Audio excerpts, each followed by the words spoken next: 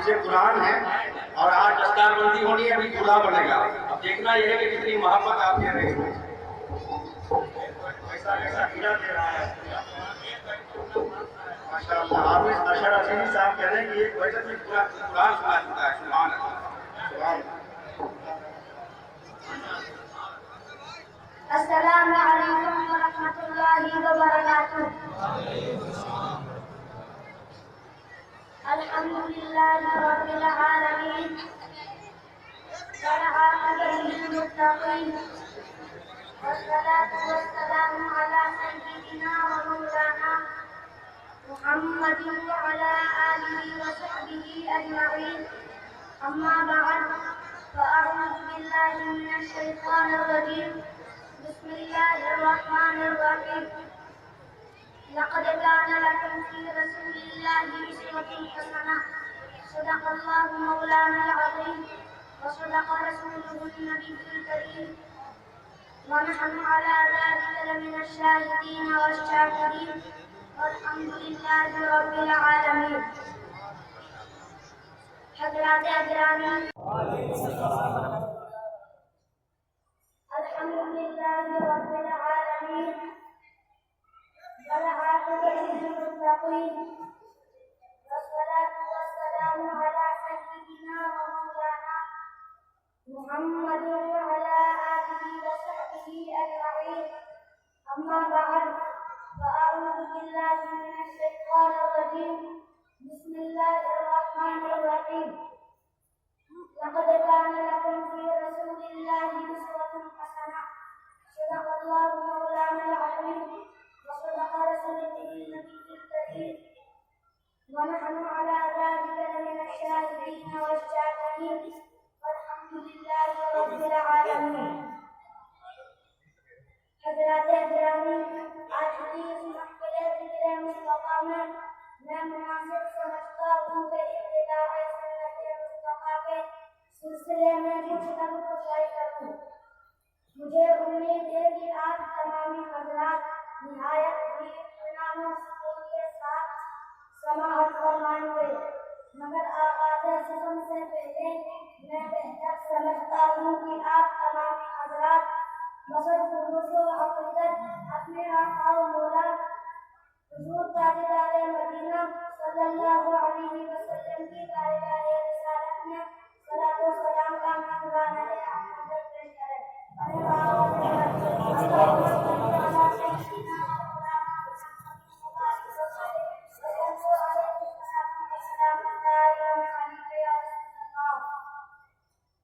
ارشاد ربانی ہے، لقد كان لكم في رسول الله أسوة حسنة.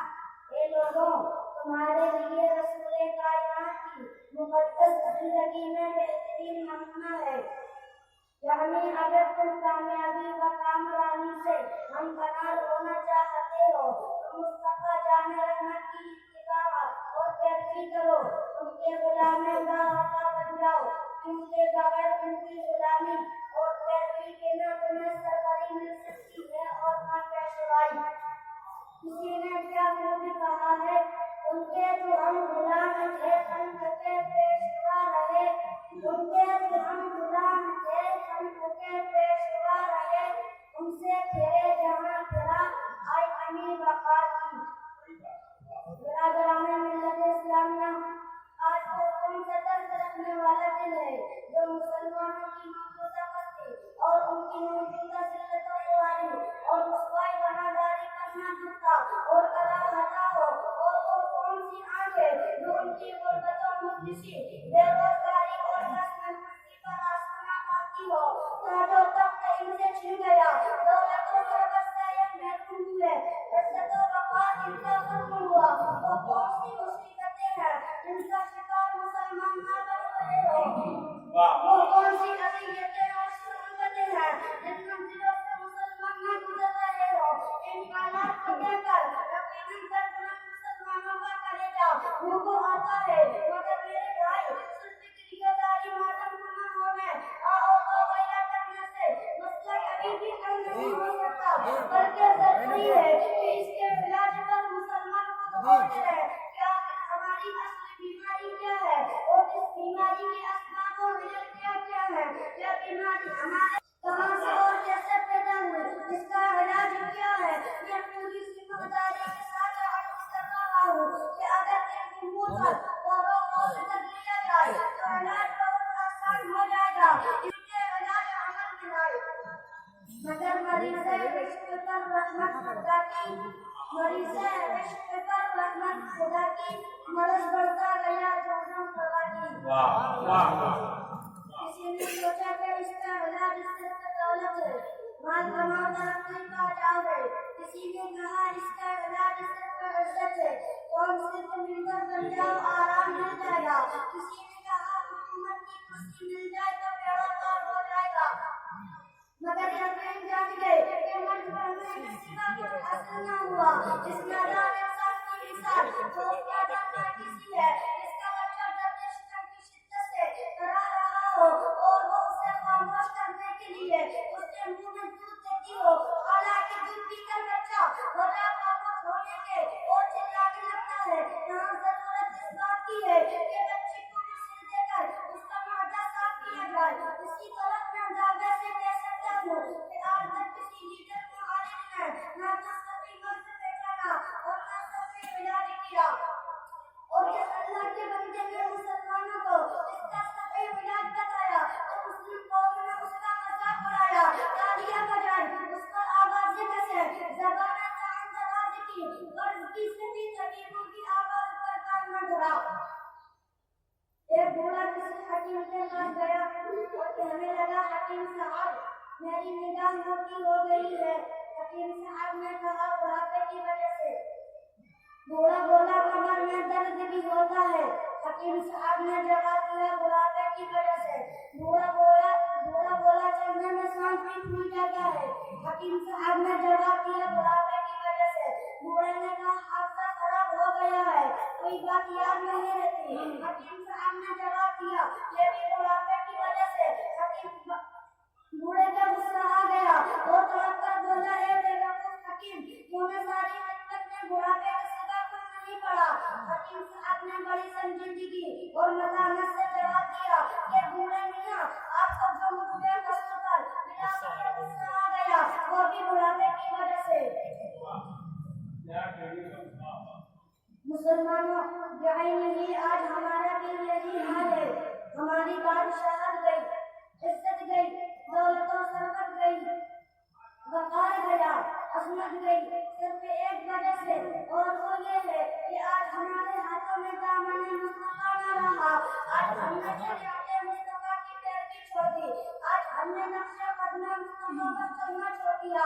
ہماری زندگی اسلامی نہ رہی، ہمیں خدا کا خوف، نبی کی شرم، آخرت کا ڈر، موت کی یاد اور قبر کی منزل کا منظر یاد نہ رہا۔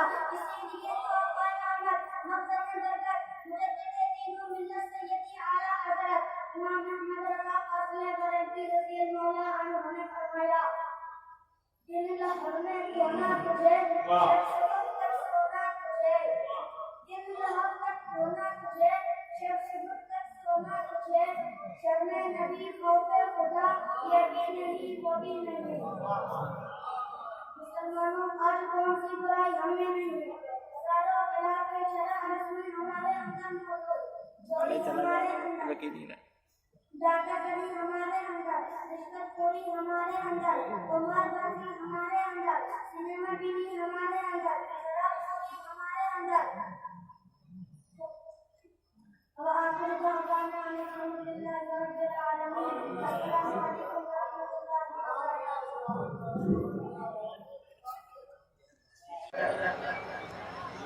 پہلا نام ہے محمد محمود رضا، واللقانی محمد مقصود احمد، فاتح پور امروزہ کانپور دیہات۔ سبحان اللہ۔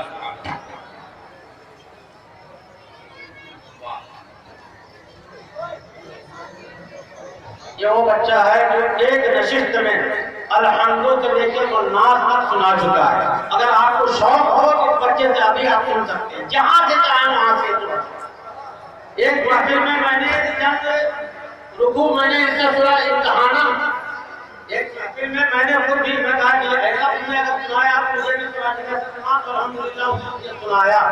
جو بچے دیکھ رہے ہیں تو قامت میں نہایت چھوٹا، لیکن ایک نشست میں الحمدوں سے لے کے والناس تک اپنے استاد کو سنا دیتا ہے. سبحان اللہ. روزانہ آپ کے سامنے حفاظت کا نام بتا رہے تھے، پکار رہے تھے، ان کے حوالے سے پکاروں میں رکھیں گے کہ میرے غوثی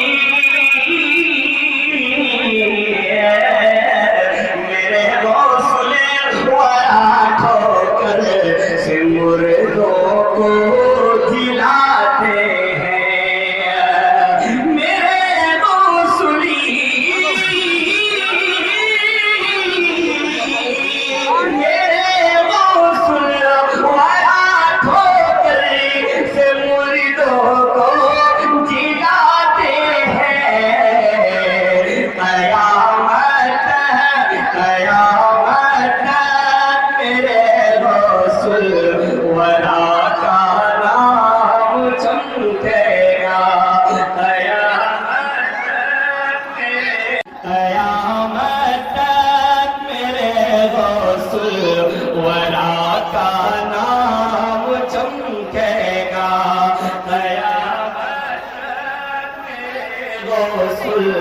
ودا کا نام چمکے